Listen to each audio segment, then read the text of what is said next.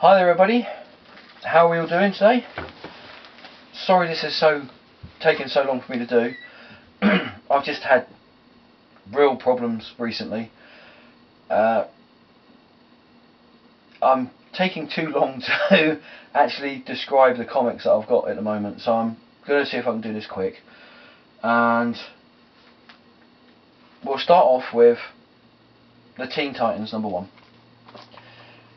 As always, this is just my opinion on the comics that DC have brought out for the last week of the #1s of DC 52.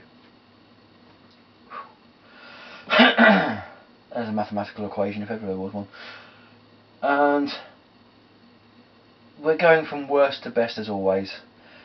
And Scott Liddell, I think that's how you pronounce his name, has won the title, as far as I'm concerned, of the worst comic book writer of the month. He's had 3 comics out and they've all been atrocious. Superboy was just bad. Red Hood and the Outlaws was even worse, and Teen Titans is just no. The artwork inside, the character designs, the actual portrayal of the characters of the Teen Titans, none of it works. It's just horrible. It's just a horrible comic. And I really can't see where DC or Scott Liddell is going with any of the 3 comics that he's making at the moment. So that would be my don't go anywhere near comic of the week. Next up is Voodoo. And if ever there was a pointless comic to be made this week, it's this one. Seems like DC had this idea of bringing out 52 comics. They had 51. They got stuck, so they pulled a name out of a hat. And unfortunately, this was what we got out of it. One thing, I suppose, I now have an idea of what a strip club looks like on the inside. Never haven't been in one myself yet. 80% of the story is showing strippers, pole dancers and lap dancers. I'm sure there's some hormonally rampant teenagers that would love to read this comic, because about 90% of the comic shows the main character Voodoo in just her underwear. And there is no story. The artwork's nice in it, but you need, as far as I'm concerned, you need good artwork and a nice, intelligent and easy to follow story. And this is not a nice, intelligent, it's fairly easy because it's no story whatsoever. Next we have Black Hawks, and the only thing I can say about this one is it's a poor man's G.I. Joe, and I'll leave it at that. And next we have I, Vampire. A bit disappointed, but it does seem that DC are trying to get in on the act with all the vampire stuff that's going on, like True Blood and the Vampire Diaries and Eclipse and the new Underworld movie that's coming out soon. But they've done it wrong. The artwork in it's horrible. I think they're trying to make the artwork atmospheric, and they just haven't succeeded in doing it. And again, it's a very mishmashed story inside, constantly jumping around from one timeline to another, and it's not good at all. And with this next comic, I have one question. How many Batman comics does it take to change a light bulb? DC obviously think 4.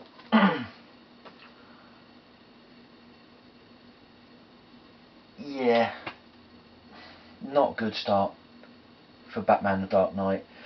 Maybe they should have done the same thing that they did with Batwoman, which was wait until this whole thing started and then brought Batman the Dark Knight out with the first story arc from the first series that they had.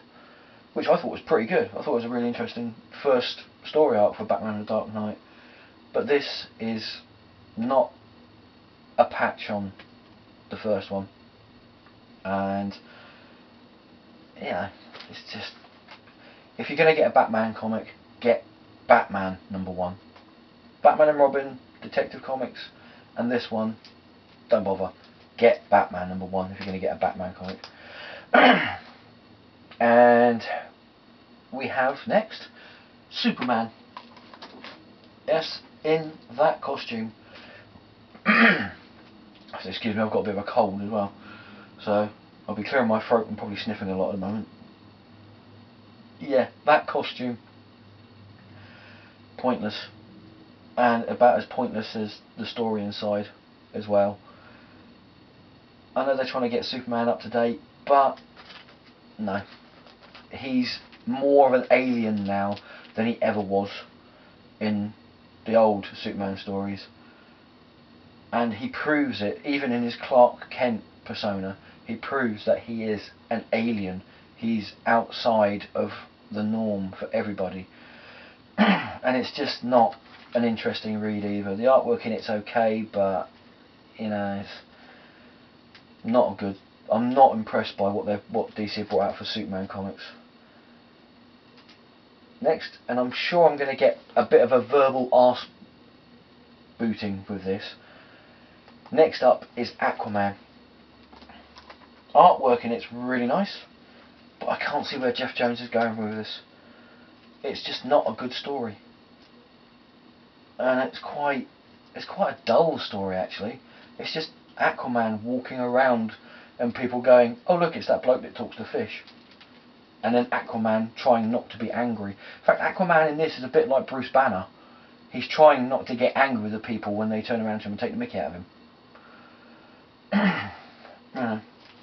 So I can't really see where Jeff Jones is going with this one, which is unfortunate because he is a good writer.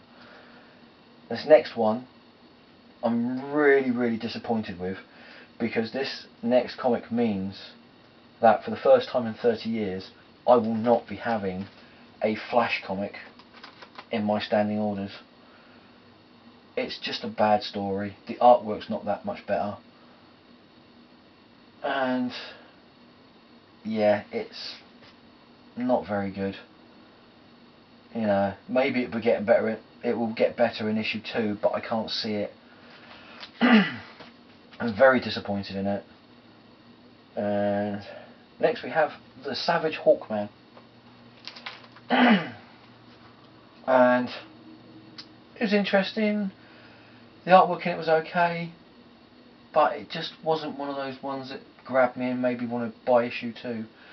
Again, it was an okay story, but nothing really that made me go, "Oh, I need to get issue 2." And there are much better comics out there that DC are bringing out, strangely enough, than Savage Hawkman. And sort of similar with this next one, The Fury of Firestorm, the Nuclear Men. It's an interesting concept, interesting use of the Firestorm character. The artwork in it's really nice, but again, there are better comics out there than this. And the next 3 comics that I'll show you are a lot better than this. And the next 3 was the hard thing for me to try and figure out, because these next 3 were really good. The first one of the last 3 is All-Star Western #1. Absolutely brilliant. When I first read it, it hit me a bit like Animal Man. The story was interesting, but the artwork didn't quite fit the story. But as I read the comic, the artwork actually did work in well with the story. The only thing that's put this comic in this position is the cover price. $3.99 for a comic. Can DC really justify charging people $3.99 for a comic? In my local comic book store, that's £3.30, and in this day and age, I really can't afford to buy a comic that expensive. If I win the lottery at the weekend, I'll buy it, you know, no problem. But you know, it's a brilliant story. That's the thing that's bugging me about it. It's a really good story. and a really good comic. But it's just the price tag that's making me think twice about getting it, and that's what's really bad. And next we have Green Lantern New Guardians. Now the reason why this is second is basically because the first 5 pages is just a recap of the Kyle Rayner origin of how he became Green Lantern. I know they're trying to get new fans in, and this is a jumping on point for everybody, but to me the first 5 or 6 pages I literally just went flick flick flick flick flick, oh, here we are at the story, brilliant. And it was brilliant. It was one of those ones that actually made me want to get the next issue to see what was going on. And the artwork inside is really nice as well. You know, bonus. And finally, for this video, we have the best comic of the week. And it is Justice League Dark. Now it's not, as I thought when I first heard this title of this comic book, a new kind of chocolate bar. It is basically the supernatural characters from the DC universe getting together and battling supernatural mysteries. It's a bit like Shadow Pact, if anybody read that. The artwork in it's brilliant. The characters in it, the portrayal of them are really good. I'm not quite sure where they're going with John Constantine with this. It does seem to be like the same character they had in Brightest Day, Aftermath, Search for Swamp Thing. It's a little bit different to the character. It's more like the John Constantine character was when he first appeared in the Alan Moore Swamp Thing comics. But you've got Zatanna in there, Shade the Changing Man, which is a brilliant character. Dead Man. You've also got Madame Xanadu, who I enjoyed her series that she had at DC Vertigo. And you've also got the Enchantress in it as well. Really good book, really good story, and it was one of those ones where I actually read it, and then once I read it again. I read it twice in one sitting. It's a really good comic, really good story. If you haven't got it, get it, because you won't be sorry about it. Now, unfortunately, this is the last weekly review I'm going to be able to do with comics, due to the fact that I'm now going to be having to get my comics from my local comic book store, and I do that once a month.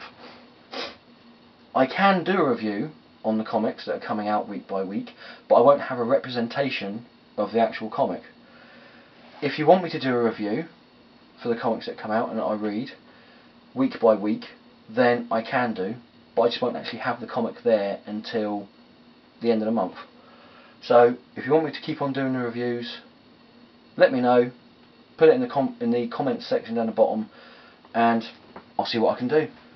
I might be able to come up with something. And as well as that, thank you everybody who has subscribed already. If you like the videos, please subscribe, and comments are always welcome at the bottom. And on that note, I must say thank you very much for everybody. Sorry about the slightly bunged up voice I've got. I have got a bit of a cold going on, and hope to see you next time. Thanks for watching. Ta-ta for now.